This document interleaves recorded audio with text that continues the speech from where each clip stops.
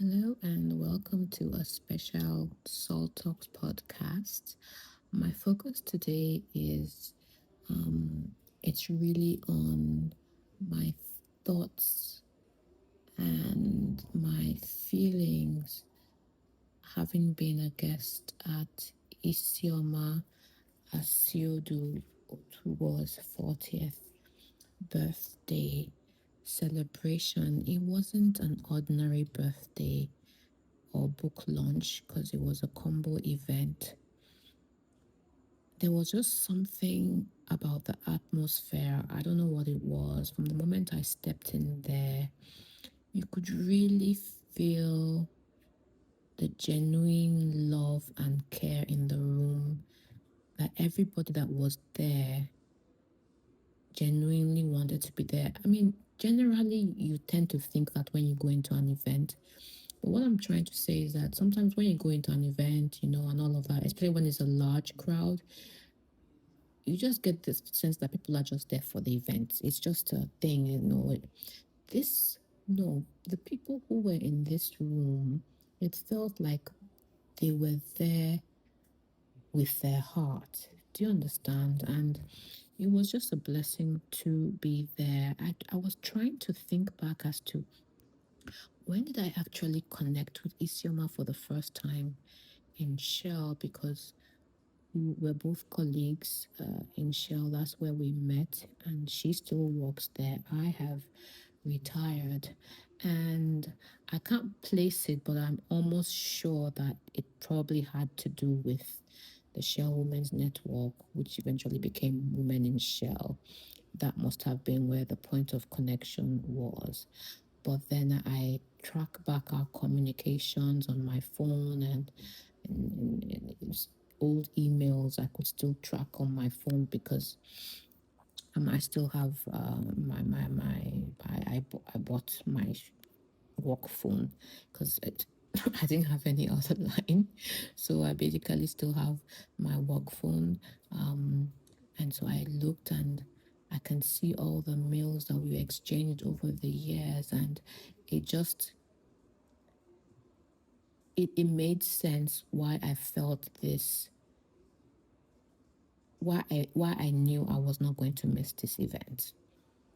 Even because, like I was sharing with her, I have there's a maximum distance that I would go for an event.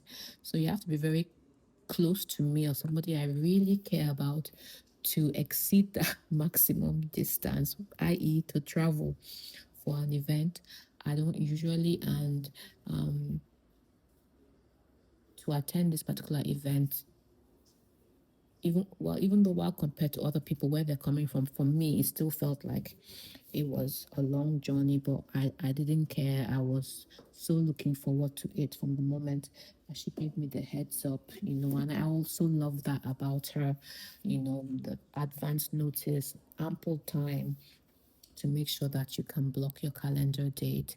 And also, anyway, this whole podcast is me, or like I'm already doing anyway, just sharing my thoughts and reflections that were bubbling up in on the inside of me as I was at this event. And mind you, I only stayed for the first half of the event, which was the birthday celebration and the book launch.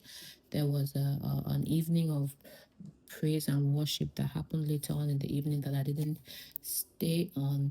But I honestly do not think I missed out, because I know that something spiritual happened while I was at that event. And I know it was not just for only me. Anyway, let me explain briefly. All for the past 12, 13 days, I've been managing a campaign to try to raise funds for my sister's foundation, the Shola de Fulalugaska Foundation. If you're new here, it's a foundation that I run in honor of my sister, Shirley, who passed away almost 10 years ago. It'll be 10 years in December. And one of the errands that the foundation runs is a shelter for survivors of domestic abuse. And we need a new house, we need a new home because the lease on our current home is running out come March next year. And so we're trying to raise funds for that. And just to cut the long story short, when I stepped into that event, Isioma's birthday, I'm talking about now, we had five point something million of the total 28.7 million that we needed. So you can see that we had a long way to go. And that was July 8th, and we needed to meet our target by July 10th, 2 days, in 2 days. So something shifted for that campaign at that birthday event. And it shifted the moment that Isioma completely blew me away by announcing that a portion of the sales from her book launch were going to be coming, were going to be channeled into this campaign. I had zero idea. I did not know. She did not tell me. Ladies and gentlemen, I wept like a baby. I cried. In fact, I was shaking. Even when they asked me to say a few, I actually they didn't even ask me. I wanted to say a few words. I was hoping I could really articulate myself. I don't think I really did, which is why I really honestly prefer writing. I prefer writing. My preferred communication channel is actually writing because that way I can take my time to gather my thoughts. And then I like podcasting because it's freestyle, and somehow the Holy Spirit helps me, and I believe that I can articulate my thoughts, better under pressure. Nobody's looking at my face, watching my mouth. Anyway, and so the the graciousness of her gesture gesture, gesture, gesture. Anyway, idea is neat. Choose whichever you think is right. Opened up something spiritually, I believe, because leaving that event, I just had a kind of peace. You might say that it's because, well, I knew people were buying the book and she was going to give us the funds and all of that. But remember, we're at 5 million, and no matter how many books they bought, did I really expect it was going to close that gap of 22, 23 million naira, and also, but I just had a peace somehow and all. And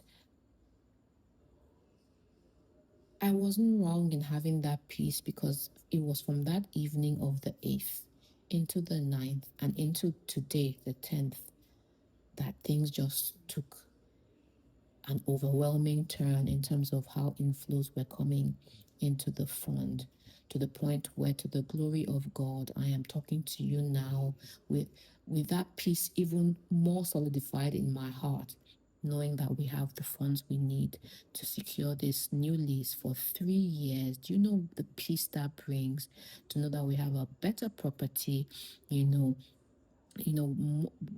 better structured, no issues, better renovated property than the one we were currently in, and for 3 years. And I just give God the glory. And honestly, Sioma, thank you for triggering or opening up, that vista, if you like, into the heavenlies over us and over this campaign, because I came to your birthday party and I left your birthday party, and that time, I can track back when things took a different turn in the campaign. I can track it back to me being at your birthday party. And like you shared with me, you had spoken many things into this ceremony, even as you prepared it. And this testimony is proof that God backed up those prophetic words that you had been speaking into the event. And I am not going to be the only one that is going to testify. I know that. And also, just this is a very special event, and one of the things that I really love, like I said when I touched on as I started, about the people in the room, everybody seemed to be there with their heart, and it just reminded me about the importance of having a community. So many people work in places and they're like, oh, work is work, my personal life is my personal life, I'm not gonna have friends at work and all of that. I think they do themselves a disservice, because from what I saw there in that room, many of the people there, to my great joy, were people who work with Isioma. And so I knew them because they were my former colleagues. And in my life as well, if I look around me, if I look at the people who made this campaign of success, people who got used, they come from communities that have been built around me because of places where I worked, or because of the schools I went to, specifically my secondary school. So I'm sure that if I look at the list of all the donors there, they're gonna plug into either colleagues from work, or sisters from secondary school, or sisters from church. That's gonna be it. So it's really important that, and I remember saying it there, that I just felt so proud of myself that I left Shell in a way that all my relationships, at least most of my relationships are intact with people that I really cared about. And even till today, I'm still in touch with very many of them, and very many of them support me and support the Shirley's Foundation. So I really like to encourage you, wherever you are, wherever you work, whatever community you find yourself in, to, as much as it's within your power, nur- build and nurture meaningful relationships with those who are around you, such that even when you leave those spaces, those relationships can continue to thrive. Isoma is doing that very well. I saw people who, I can't believe everybody just has happened to be on leave at the same time. It felt like they all flew in intentionally from this event, from outside of Lagos and from outside Nigeria. When people do that for you, it means you are very heavy in their hand. So well done, Isioma, for you know being very intentional about that. And I'm not sure you really had a choice, because you're one of those people who is so multidimensional in the way you are. So yes, you worked in Shell. Yes, you're a high achiever. High flyer and all of that, but you made time to do other things which drew other people towards you. For instance, the book that you're launching, Maternity at Work, is linked to your experiences as a new mom, a working new mom, and all.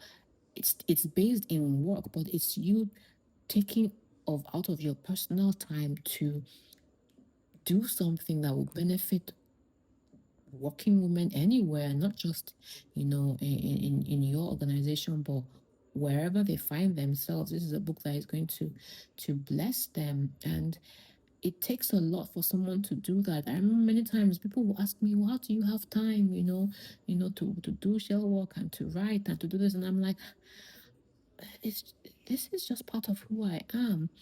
And I think we do ourselves a disservice as human beings if all we do is work, work, work, work, work. Especially for us women. I think guys, maybe they can get away with that, but even guys, they have their work, they have their sports, they have their, and all of that.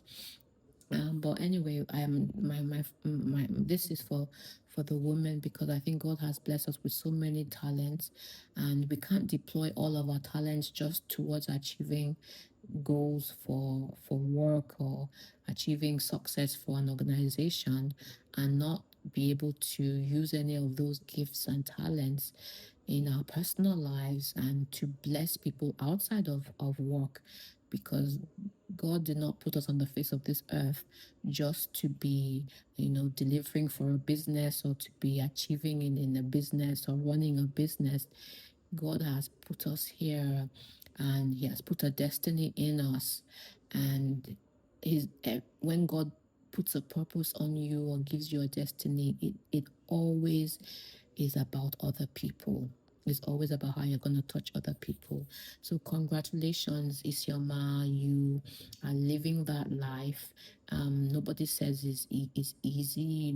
I don't think anybody is saying that what you've done has been easy and all of that, but you have done it, and a lot of people are going to be blessed by this book you have written. I, for one, after all is said and done, I am definitely going to come and grab some copies for our shelter as well. Thank you again. Thank you so much for graciously um deciding to channel a portion of your proceeds to this campaign, which by the grace of God has even met its target, and also that's why I'm like, I think you've actually given me the best gift already, because that achievement I track back to something that God um sold into my life while I was at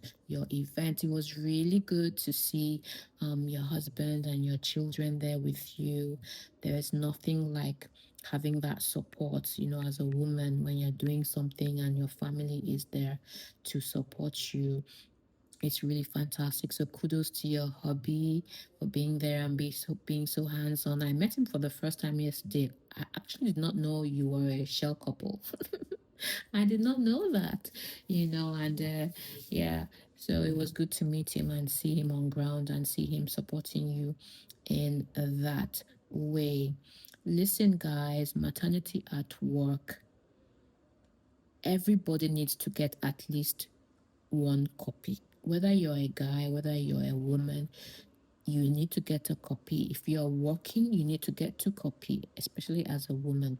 If I know, regardless of whether you're a woman or whether you're a man, if you are working, you need a copy of this book for yourself, and you need a copy of this book for somebody else. You're going to gift somebody else. Why am I saying that? Because this book is for women who find themselves at work about to go on maternity leave or just coming back from maternity leave, and helping them to navigate that space. But guess what? Whether you're a man, or whether you're an older woman, or you're a manager, or either your children have grown, at some point or the other, you're going to have to manage or do life or live or work with or be in the same space as a woman in this season of her life. That is a working woman who is about to go on maternity leave or has just come back from maternity leave and is managing that space. This book, the way Isioma has written it, as I understand, because full disclosure, I have not read the book myself, but I got a fair understanding of what the book is about at the event. This is a book that will help all of us navigate that space and be the best versions of ourselves for these women who are in need. Okay, so please, I'm gonna put the links to how you can get the book. They are available at a bookshop in VI. There's also links to where you can buy them on Lulu and I think some other platform. Let each of us get at least two copies of this book. Isioma, thank you again so much for allowing me to visit for the first time the Ziba Beach Resort. It's really gorgeous. Even though it was raining, I could tell that it's a stunning place to be. And I was telling a friend of mine about it, and she was already saying that, look, she's thinking about coming there for her birthday just to come and chill. And a really lovely space. Kudos to the management, and the staff are so nice and so helpful and so welcoming. And by the way, Isioma, oh my goodness, your intentionality, your attention to details, I could see it all through this event, from the planning to how the events were being rolled out and all of that. Well done. I was just so impressed, by how everything went. Special kudos to the lady who was handling the chat, the logistics, the chat that was created to handle logistics. I'm actually ashamed I never asked her name. Or maybe she did say her name and I forgot. But I did send her a message to thank her, but I didn't ask her name. But please thank her. She was awesome. She was so responsive. You didn't have to, some chats like that when you send a message before anybody will answer you, nothing like that. Even the driver, Mr. Friday, I think that I chatted with at first and I didn't hear from him. Eventually, when he came back online, he too then apologized. I was like, wow, really good operations being run there by whoever handled your logistics. But anyway, well done. And then also I learned something from you, and I just thought it was a really cool criteria when you're trying to figure out who should be on the list, your guest list for an event. And when you shared that, you really took your time, and everybody in that room, there are people that if you're asked to talk about them, you will have enough to say to last for at least 30 minutes, and that was your criteria for your guest list. I think that is brilliant, because by the time you can talk about somebody for 30 minutes, then that is indeed your person. That is your person who you've done enough life with to have enough information to be able to talk about them, know who they are, talk about their lives for 30 minutes. Brilliant, brilliant, brilliant. I'm stealing that, that's for sure. And I think, listen, I think I've shared all that I really wanted to share here. But okay, another reason why I want people to get your book is to avoid the kind of horrible stories that many of us have been through in this area. I remembered as I was sitting there, I remembered my this was my second pregnancy, and I was so ill and all of that. And because people who are around me, we have that thing in our culture where it's not just pregnancy, it's not sickness, blah blah blah, but you don't know what somebody is going through. So we need to educate ourselves, and so in cases like that you won't say things like that, because you will understand what's going on in a woman's body, what's going on in her mind, during those times. And I believe that, in Isoma's book, she addresses that in a way and has created, giving curated information that can help you to do that. And I remember the second incident was my last child, and this is at work. And that's why this book she has written is really important, because there are segments there that actually help the manager of somebody who is either pregnant or has just come back from maternity leave. In my case, I came back. Oh no, I just found out I was pregnant, and my boss took it so personally, and I couldn't understand. You know, the, this person was so upset. You think that it's his personal business. She was so upset that that thought that by now I would have finished having children, and I was like, see, Mr. Trouble, I don't understand. Am I that old?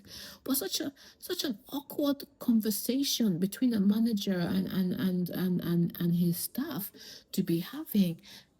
This book that Isioma has written, I beg your pardon, I believe is going to help many not to have this kind of gaffes. Don't say the wrong thing to your staff. Don't be so be able to have some empathy and understanding about what's going on, in the life of that woman, and know how you can support her in the workplace.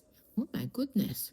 Ah, and eventually, this issue with my manager then led to me leaving that organization, because I just realized, okay, clearly I was no longer, wanted here just because I was having another child. It's as if me and you, did we agree how many children I was going to have? I couldn't understand it, But I think it was just coming from a selfish place, if you ask me, and all. But that's in the past. All is well.